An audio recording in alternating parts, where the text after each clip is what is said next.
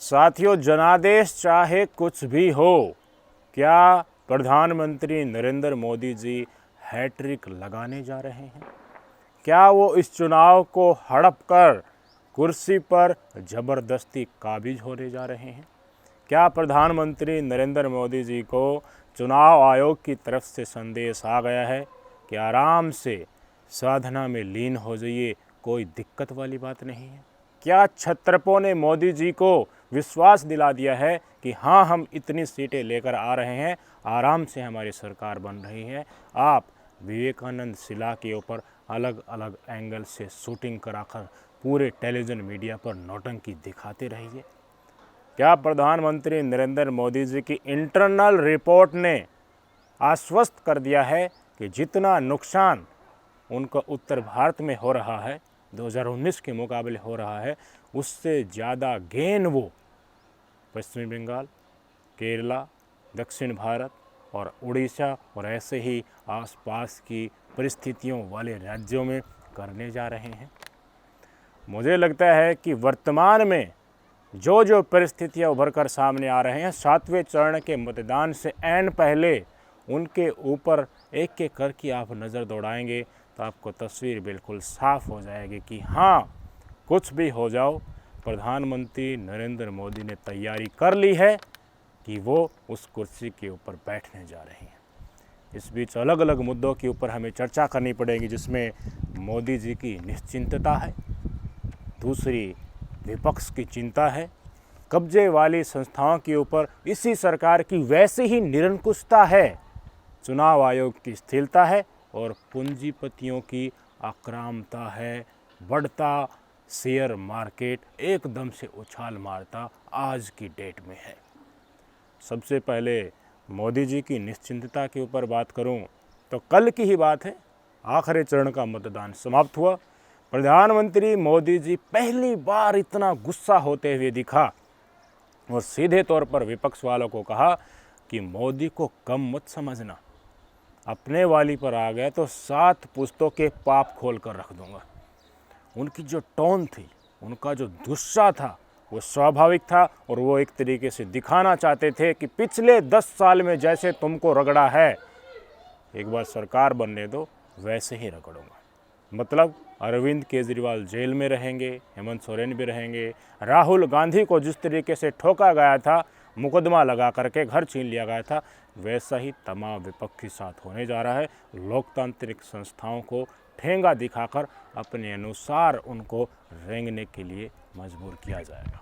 और एक और महत्वपूर्ण बात, उनकी रैली तो दोपहर तक समाप्त हो गई थी पंजाब की होशियारपुर में, आखिरी चरण का मतदान था। वाराणसी तो उनका खुद का निर्वाचन क्षेत्र है, खुद वहाँ से लड़ रहे हैं। मोदी जी पूर्वांचल में नहीं जाते, वाराणसी या उसके आसपास लोकसभा की जितनी भी क्षेत्र हैं लोकसभा के, वहाँ पर चुनाव अब की बार 13 सीटों पर हो रहा है, वहाँ रैली नहीं करते। कहाँ जाते हैं? कन्याकुमारी जाते हैं, पूजा अर्चना करते हैं, साधना में लीन हो जाते हैं। ये दिखाता है कि मोदी जी ने ज़रूरी नहीं समझा पूर्वांचल में चुनाव प्रचार करना। ये दिखाता है कि मोदी जी बिल्कुल निश्चिंत हो चुके हैं, उनको कहीं न कहीं से फीडबैक और संदेश मिल गया है कि और ज़्यादा उठापटक करने की ज़रूरत नहीं है, आप बिल्कुल सेफ जोन में हैं, हो जाइए साधना में लीन। अगर बात ऐसी होती कि चटक रहे हैं, सत्ता से दूर जा रहे हैं, तो यहीं भाजपा वाले एडी चोटी तक आखिरी 6 बजे तक जोर लगाते, उसके बाद भी साइलेंट पीरियड में डोर टू डोर प्रचार करते आपको दिखते। लेकिन मोदी जी वाराणसी में नहीं गए। इन 13 सीटों में से जहां पर कल मतदान होने वाला है उत्तर प्रदेश में, पूर्वांचल में 6 सीटों के ऊपर फाइट बताई जा रही है, लेकिन मोदी जी नहीं गए। ये निश्चिंतता दिखाती है कि मोदी जी का कंसेप्ट बिल्कुल क्लियर हो चुका है कि कुर्सी उनके हाथ में ही आने वाली है। साम दाम दंड भेद क्या होंगे वो भी हम आपको बताने वाले हैं। अब आते हैं कब्जे वाली संस्थाओं, सरकारी संस्थाओं के ऊपर मौजूदा सत्ता की निरंकुशता। बेशक से आचार संहिता लागू हो गई हो, सब कुछ ठेंगा दिखाकर नॉर्मल हो रहा है। यहीं प्रधानमंत्री जी, जिनको आचार संहिता में बिल्कुल ना गुजर हो, ये हो जाए कि देखिए अब तो हमें डिसीजन लेना ही पड़ेगा, वो कानून कहता है, नैतिकता कहते हैं, लेकिन उसको ठेंगा दिखाते हुए ताबड़तोड़ फाइलें सरकाई जा रही हैं, तबादले किए जा रहे हैं, अपॉइंटमेंट किए जा रहे हैं। किस तरीके से हमने आपको बताया था कि देखिए वायुसेना नहीं नौसेना के एडमिरल रिटायर हो रहे हैं, नए को नियुक्त कर दिया जाता है, लेकिन पांडे साहब थल सेना के अध्यक्ष का कार्यकाल 1 महीने के लिए बढ़ा दिया जाता है। दोनों के दोनों काम इसी आचार संहिता के दौरान हुए हैं। 27 तारीख को मोदी जी ने कहीं पर भी रैली नहीं की, मुख्य अपॉइंटमेंट किए, जिनमें से माइनॉरिटी अफेयर मिनिस्टर है, एसएससी के चेयरमैन को नियुक्त करने जैसे बड़े बड़े अपॉइंटमेंट, इकोनॉमिक अफेयर्स वाले अपॉइंटमेंट किए गए। कल 30 मई को फिर से इसी मोदी सत्ता ने कई बड़े डिपार्टमेंट के सेक्रेटरी और ज्वाइंट सेक्रेटरी लेवल के अधिकारियों के तबादले किए, नए अपॉइंटमेंट किए। ये चीज़ें दर्शाती हैं कि मोदी जी बिल्कुल निश्चिंत है कि देखिए 4 जून के बाद नतीजे क्या होंगे, और सरकारी संस्थाएं पहले 10 सालों में जैसे रेंग रही थी उसी के अनुसार रेंग रही हैं, और उनको दिखाया जा रहा है कि देखिए चिंता वाली कोई बात नहीं है, आप विपक्ष की तरफ बेशक से मत झुकना, आने वाले तो हम हैं। और सरकारी संस्थाओं से थोड़ा सा मीडिया की तरफ नज़र घुमाइएगा तो इस दौरान पहले से लेकर 7वें चरण में मोदी की छवि की जो धज्जियाँ उड़ी, धरातल के मुद्दों के ऊपर विपक्ष ने पकड़ बनाई, जनता उनके साथ लामबंद हुई, इसी बीच मीडिया भी अपना रंग दिखाने लगा था। मोदी जी से वो सवाल पूछने लगा था जो उनका जवाब पिछले 10 साल में नहीं मिला था, भ्रष्टाचारियों के ऊपर और दूसरों के ऊपर सनातन को लेकर लांछन लगाना, धर्म जाति के ऊपर प्रचार करना, ऐसे सवाल मोदी जी से पत्रकार पूछने लगे थे। इंटरव्यू किए इन्होंने बहुत सारे, शुरुआत में खूब ऐसा लगा कि मिली भगत से हो रहे हैं, लेकिन लास्ट में क्वेश्चन निकल कर आने लगे थे, मीडिया ने आंखें दिखाना शुरू कर दिया था। लेकिन अब कुछ तस्वीरें ऐसी आ रही हैं, राहुल कंवल हैं, आज तक के ऊपर अपना ओपिनियन रखते हैं, न्यूज़ पढ़ते हैं, इनकी एक तस्वीर वायरल होती है जिसमें एग्जिट पोल को लेकर आंकड़े दिखाए गए। इन्होंने बाद में वो तस्वीर डिलीट कर दी और ये संदेश देना चाहा कि देखिए ये तो गलती से हो गया था, लेकिन उसी तस्वीर में ये साफ तौर पर लिखा हुआ था कि भारतीय जनता पार्टी और एनडीए गठबंधन को 300 से ज़्यादा सीटें दिखाई जा रही हैं। 300 से ज़्यादा सीटें दिखाने का मतलब ये पूरी कोशिशें करेंगे मीडिया संस्थान 1 तारीख को शाम को जब एग्जिट पोल आएगा कि देखिए सरकार तो मोदी जी की ही बन रही है। अगर ये निष्पक्ष होते तो जनता का मूड जिस तरफ है, धरातल के मुद्दे क्या हैं, और ग्राफ लगातार इंडिया गठबंधन का जिस तरह से बढ़ रहा है, और क्षेत्रीय संस्थाएं, क्षेत्रीय राजनीतिक पार्टियां राज्यों में जो हैं वो बीजेपी की तरफ जाने के बजाय कांग्रेस की तरफ, इंडिया गठबंधन की तरफ आ सकती हैं, वो ऐसे शामिल करते हैं। लेकिन गोदी मीडिया ये काम नहीं कर रहा, वो एग्जिट पोल में एनडीए की सरकार बनता हुआ दिखाना चाहता है। ये तस्वीरें बताती हैं कि गुलामी को लेकर फिर से रेंगने लगी हैं। और आज ये विपक्ष की चिंताओं के ऊपर अरविंद केजरीवाल ने कह दिया कि देखिए ये लोग मुझे जेल में मरवा भी सकते हैं, इस देश के लोकतंत्र को बचाना, संविधान को बचाना आपका कर्तव्य है।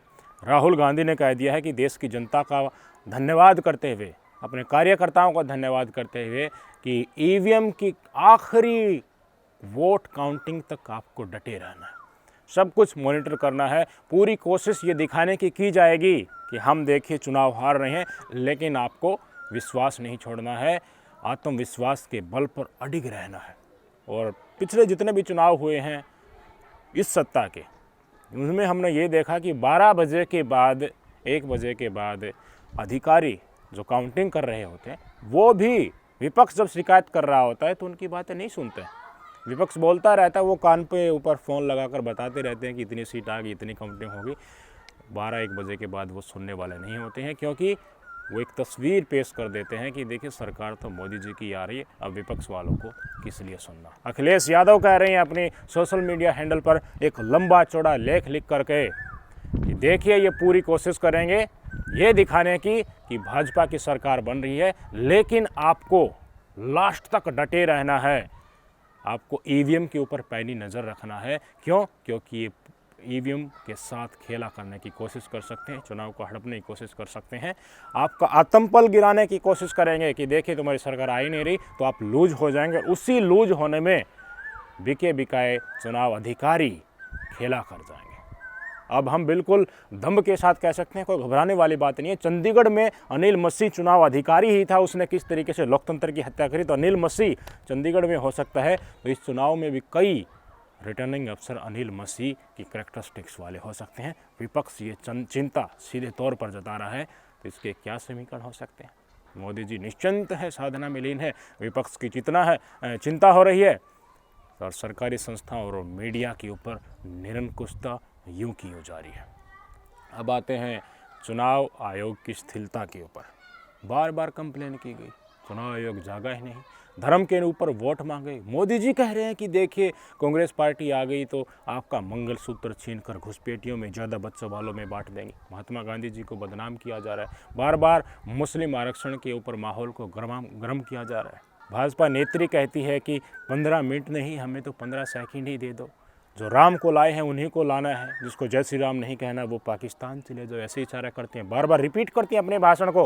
हिंदू राष्ट्र का बोर्ड हाथ में लेकर रोड शो करती है, चुनाव आयोग कुछ भी एक्शन नहीं करता है। योगी जी कहते हैं कि गो कसी को खुली छूट देंगे ये।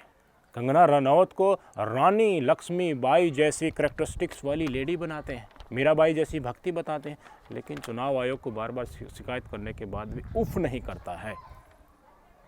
ये दिखाता है कि रेंगने के लिए इस सरकारी संस्थाओं को किस तरीके से मजबूर किया गया। बड़ी संख्या में शिकायत पीएम मोदी के खिलाफ भी की गई, अमित शाह के खिलाफ भी, जेपी नड्डा के खिलाफ भी, लेकिन कोई एक्शन हुआ नहीं।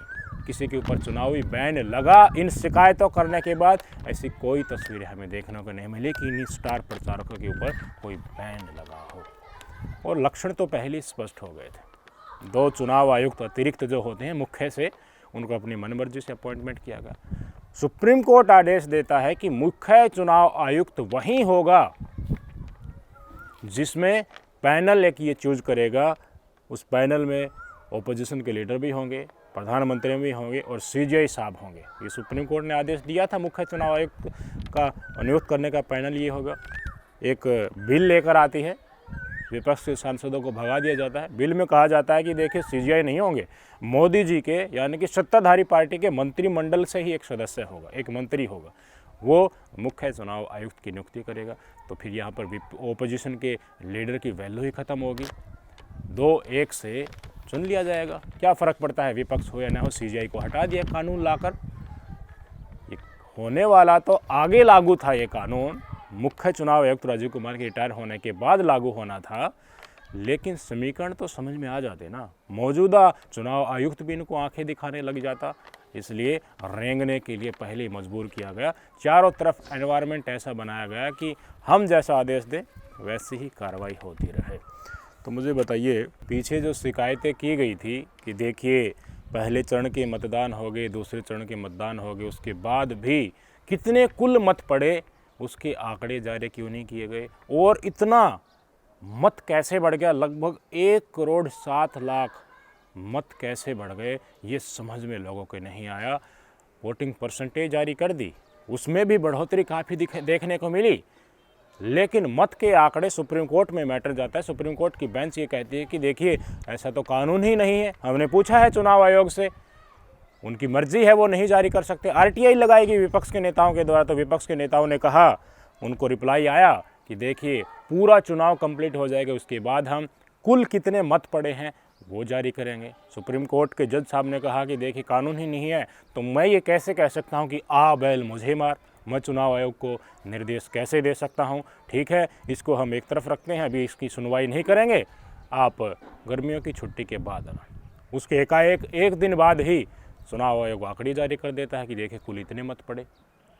कुछ घालमेल आपको नहीं लग रहा, कुछ शंकाएं आपके मन में नहीं हो रही हैं। और इससे पहले सूरत कांड हमने देखा, खजुराहो कांड देखा, इंदौर कांड हमने देखा कि विपक्ष के नेताओं को जो प्रत्याशी बनाए गए हैं कांग्रेस पार्टी के द्वारा, विपक्षी गठबंधन के द्वारा, उनका नामांकन वापस करवाया जाता है।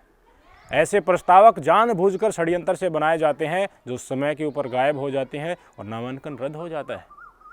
ये तस्वीरें हमने आपको देखी, निर्विरोध भाजपाइयों को जिताते हुए, और चुनाव आयोग तमाशा देख रहा था। क्या कहोगे, इस देश में जो लेवल प्लेइंग फील्ड का वादा किया गया था वैसा माहौल आपको दिख रहा है? ये तो थी चुनाव आयोग की स्थिरता के ऊपर बात। अब आज ये पूंजीपतियों की अग्रसरता और आक्रामकता के ऊपर। आज अगर शेयर मार्केट को आप उठा करके देखोगे तो जितने भी सत्ता के सहयोगी पूंजीपति हैं उनके शेयर दौड़ रहे हैं, खूब पैसा लगाया जा रहा है।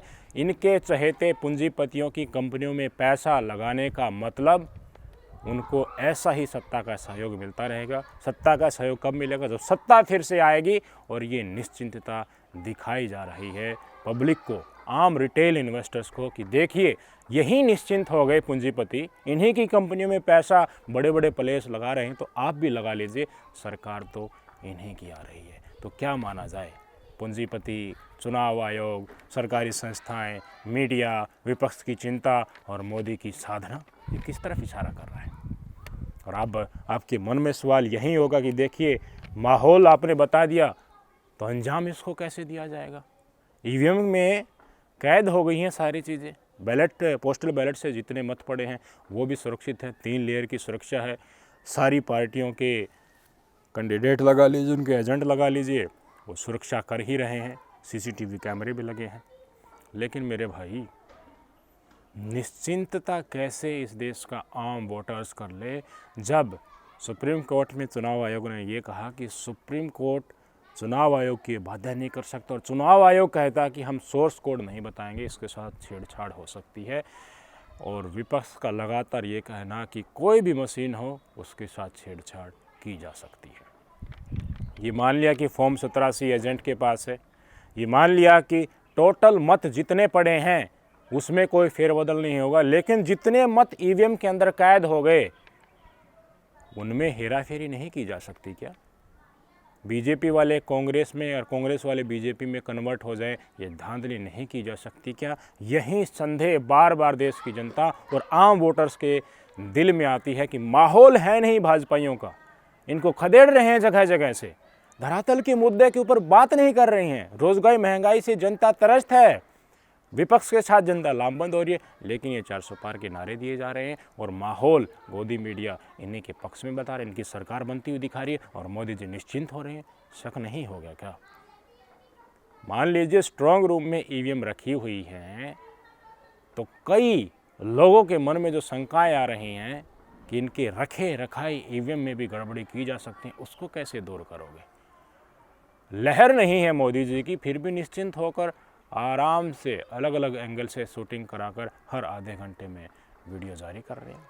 तो कुछ समीकरण जो आ रहे हैं कि रखी रखाई ईवीएम से क्या हो सकता है, उसकी आशंकाएं जो लगाई जा रही हैं विपक्ष के नेताओं के द्वारा, वो मैं आपको दिखाना चाहूँगा। सबसे पहले तो कपिल सिब्बल जी का बयान सुनाता हूँ, कांग्रेस के नेता का भी बयान सुनाता हूँ। उन्होंने कहा कि ईवीएम से टेम्परिंग की जा सकती है, कोई भी मशीन ऐसी नहीं है जिसके साथ छेड़छाड़ नहीं की जा सकती।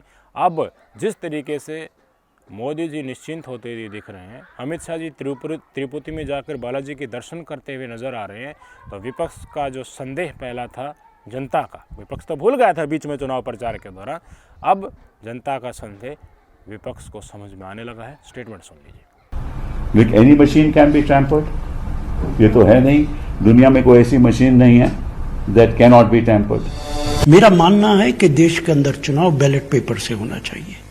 ईवीएम नाकाबिले भरोसा है, टेम्पर्ड किया जा सकता है, उसकी बहुत सारी मिसालें मौजूद हैं। इतना ही नहीं, एक और स्टेटमेंट मैं आपको दिखाना चाहूँगा, बिहार लेकर चलता हूँ। आरजेडी नेता हैं शक्ति सिंह जी, इन्होंने अपने सोशल मीडिया हैंडल पर ट्वीट किया है। क्या लिखा कि बिहार के राजभवन में 2 लोग ठहरे हुए हैं, ये ईवीएम मशीनों की हैकिंग के विशेषज्ञ हैं।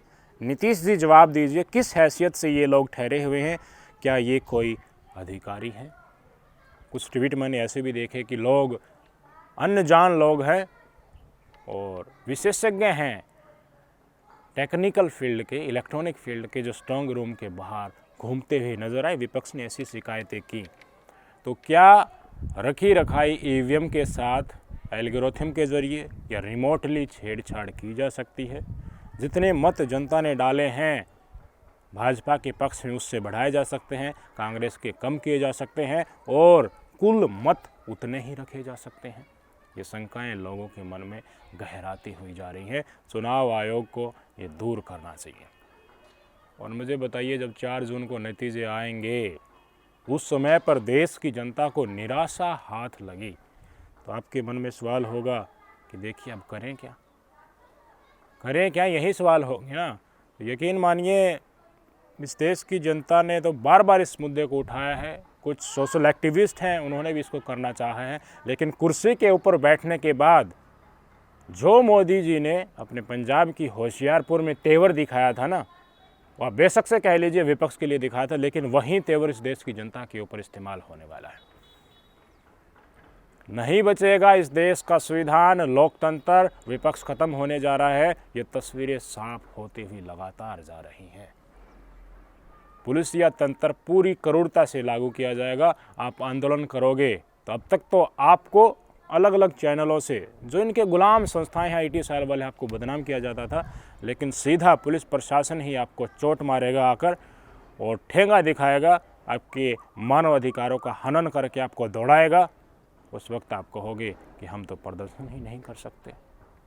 मुझे बताइए, जब मुद्दे इतने हावी हो चुके हैं, महंगाई से लोग परेशान हैं, अग्निवीर से दुखी हैं, किसानों के ऊपर अत्याचार किया गया, गोली मारी गई, महिलाओं के साथ गलत किया गया, अत्याचार की जो एक पराकाष्ठा होती है, तमाम चीज़ें उससे पार हो गई, फिर भी जैसा माहौल ये दिखाना चाहते हैं उसी के अनुकूल चीज़ें होती हुई दिखती हैं, तो क्या शंकाएं नहीं बनती हैं?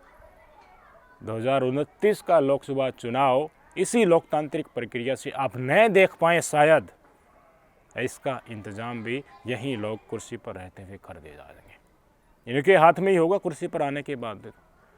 गोदी मीडिया तो इनके पास है ही, अब सोशल मीडिया ही बचा है और एक CGI चंद्रचूड़ साहब बचे। CGI चंद्रचूड़ साहब नवंबर में रिटायर हो रहे हैं।